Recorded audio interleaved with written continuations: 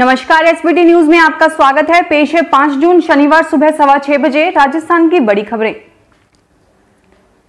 राजस्थान लोक सेवा आयोग की ओर से राजस्थान राज्य एवं अधीनस्थ सेवाएं संयुक्त प्रतियोगी परीक्षा 2018 के शेष अभ्यर्थियों के इंटरव्यू 21 जून से शुरू किए जाएंगे।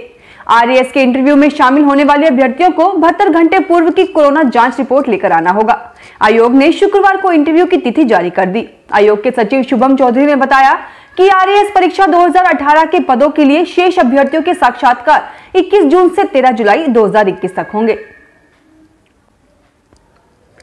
देश में 2 से 18 साल के बच्चों पर कोवैक्सीन के ट्रायल जारी हैं। इस बीच बच्चों के लिए एक और वैक्सीन जल्द मिलने की उम्मीदें बढ़ गई हैं। AIIMS director doctor Randeep Guleria ने कहा है कि अमेरिकी कंपनी फाइजर की वैक्सीन भी बच्चों को लगाई जा सकेगी। गुलेरिया ने कहा कि यह पहला मौका नहीं है जब भारत ने किसी वैक्सीन को बिना ट्रायल के ग्रीन सिग्नल दिया हो।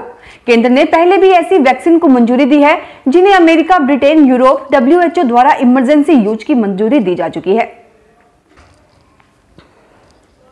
मौसम विभाग ने पश्चिमी राजस्थान के जैसलमेर, बाड़मेर, सिरोही, बीकानेर क्षेत्र के तेज आंधी चलने के साथ ही कहीं कहीं बारिश होने की चेतावनी जारी की है। हालांकि ये मानसून पूर्व की बरसात है, लेकिन इससे गर्मी से राहत और तापमान में कमी आई है। पश्चिमी राजस्थान के जोधपुर संभाग में नौतपा के प्रभाव से बादलों की आवाजाही के साथ हल्की हवाओं से मौसम में गर्मी का मिजाज कुछ नरम पड़ा है।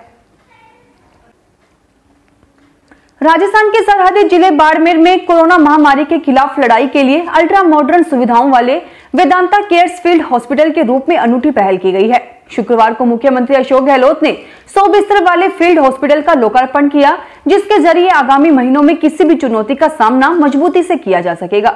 कोरोना की तीसरी लहर की चुनौती के लिए तैयार बाड़मेर की जनता से मुख्यमंत्री ने जनता से सतर्कता और जागरूकता के साथ सुरक्षित रहने की अपील की है।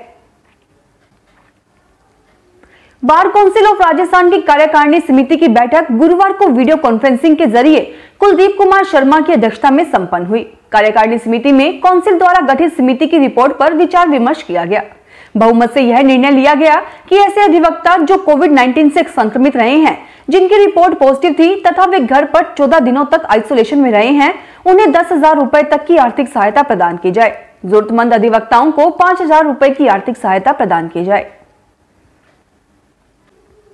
सरकार और संगठन में व्याप्त गुटबाजी को सिरे से खारिज करते हुए प्रदेश कांग्रेस के अध्यक्ष गोविंद सिंह डोटासरा ने दावा किया है कि सत्ता और संगठन में कोई गुटबाजी नहीं है।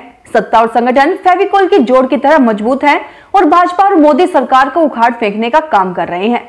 डोटासरा ने शुक्रवार को प्रदेश कांग्रेस मुख्यालय में मीडिया से बातचीत में कहा कि सत्ता और संगठन में कोई गुटबाजी नहीं है।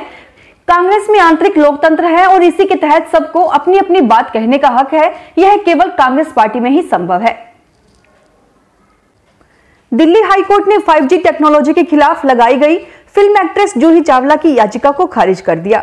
अदालत ने जूही पर 20 लाख रुपए का जुर्माना भी लगाया और कहा कि यह याचिका कानूनी प्रक्रिया का दुरुपयोग है। ऐसा लगता है कि यह याचिका पब्लिसिटी के लिए दाखिल की गई थी। केरल और लक्षद्वीप को भिगोने के बाद मानसून शुक्रवार को कर्नाटक पहुंच गया है। दक्षिणी और उत्तरी कर्नाटक के साथ तमिलनाडु और आंध्र प्रदेश के कुछ हिस्सों में भी बारिश हो रही है। केरल और लक्षद्वीप में पहले 24 घंटे से रुक रुक कर बादल बरस रहे हैं।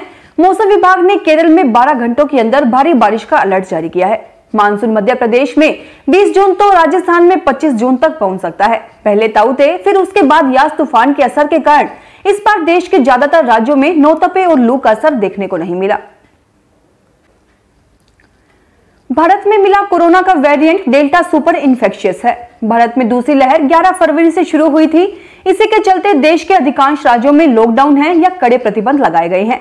भारत में कोरोना के वेरिएंट्स की स्टडी के लिए बने सोर्स कोविड-2 जेनोमिक कंसोर्टिया और national centre for disease control के वैज्ञानिकों ने स्टडी की है। इसके आधार पर ही उन्होंने दावा किया है कि अब तक कोरोना के अल्फा यूके में मिले वेरिएंट को सबसे ज्यादा इन्फेक्शियस माना जा रहा था, पर भारत में मिला डेल्टा वेरिएंट उससे भी 50% ज्यादा इन्फेक्शियस रहा है।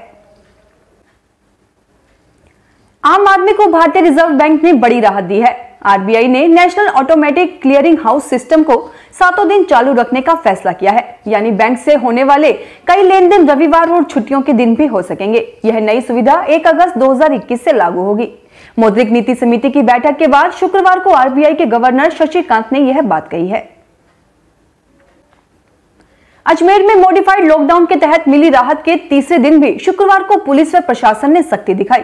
मंगलवार सुबह तक के लिए फिर से बाजारों के बंद रहने के कारण लोगों की भीड़ ज्यादा ही दिखी। इस दौरान कोरोना गाइडलाइन के उल्लंघन पर पुलिस व प्रशासन ने चालान बनाए और जुर्माना भी वसूला। करीब 1.5 महीने की पाबंदी के बाद राज्य सरकार की ओर से लागू मॉडिफाइड गाइडलाइन के तीसरे दिन शुक्रवार को सुबह 6 बजे से दुकानें खुली और यहां ग्राहकों की भीड़ देखी गई। अप्रैल मई में जिन लोगों को बिजली का बिल नहीं मिला है वो लोग अब 2 महीने का एक साथ बिल भरने के लिए तैयार हो जाएं। जयपुर डिस्कॉम एमडी ने सर्किल के सभी इंजीनियरों को अपने अपने क्षेत्र में मीटरों की रीडिंग करवाने और वास्तविक बिल जारी करने के निर्देश दिए हैं। एमडी के इस निर्देशों के बाद जयपुर डिस्कॉम के कर्मचारियों ने घर घर रीडिंग शुरू कर दी है। कोरोना के कारण अप्रैल में लॉकडाउन के बाद बिजली कर्मचारियों ने स्पॉट बिलिंग का काम रोक दिया था। ऐसे में अधिकांश उपभोक्ताओं को मार्च के बिल 10 अप्रैल तक जारी कर दिए गए। सवाई माधोपुर जिले का चौथा इंडस्ट्रियल एरिया के रूप में बनास नदी के किनारे 352 लाख की राशि से रिको द्वारा विकसित किया जा रहा है। वर्तमान में जिले में 3 रिको इंडस्ट्रियल एरिया इकाइयों का संचालन हो रहा है, जिनमें सवाई माधोपुर जिला मुख्यालय पर 2 व गंगापुर सिटी में 1 रिको इंडस्ट्रियल एरिया है। राजस्थान के मुख्यमंत्री अशोक गहलोत ने ब्लैक फंगस के इलाज में इस्तेमाल होने वाले टीके एम्फोटेरिसिन को राज्यों को समयबद्ध तरीके से उपलब्ध कराने की अपील केंद्र से की है। गहलोत ने शुक्रवार को ट्वीट किया कि जिस प्रकार पहले रेमडेसिविर इंजेक्शन का राज्यों को आवंटन का जिम्मा केंद्र सरकार ने अपने हाथों में लिया था, वैसे ही अब ब्लैक फंगस के इंजेक्शन एम्फोटेरिसिन का आवंटन भी केंद्र सरकार ही कर रही है। राज्यों को समय पर इंजेक्शन नहीं मिल पा रहा है, जिससे मरीजों को बहुत परेशानी हो रही है। जयपुर में राज्यपाल कलराज मिश्र को Rajasthan university of veterinary and animal science के कुलपति प्रोफेसर विष्णु शर्मा ने राजभवन में 51 लाख रुपए का चेक राज्यपाल राहत कोष के लिए सौंपा। विश्वविद्यालय की यह राशि कोविड के बचाव के लिए वैक्सीनेशन और अन्य सहायता कार्यों के लिए स्वयं के स्तर पर और संबद्ध महाविद्यालयों में स्वैच्छिक अंशदान अभियान चलाकर एकत्रित की गई है। फिलहाल इस बुलेटिन में इतना ही, फिर हाजिर होंगे और बड़ी खबरों के साथ। एसबीटी न्यूज के वीडियो देखने के लिए हमारे चैनल को सब्सक्राइब करें और नोटिफिकेशन पाने के लिए बेल आइकन को प्रेस करें।